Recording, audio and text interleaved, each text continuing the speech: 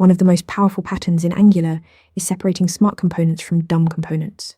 This isn't just about clean code, it's about building apps that scale.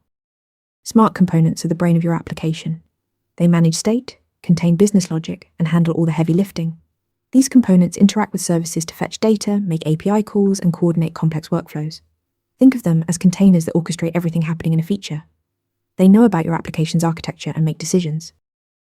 Dumb components, also called presentational components, do one thing well: display data. They receive all their data through inputs and communicate back through outputs.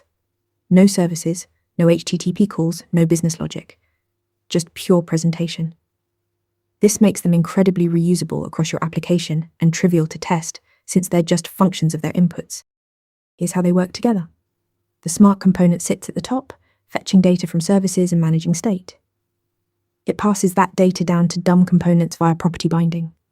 When a user interacts with a dumb component, it emits events upward, and the smart component handles the logic.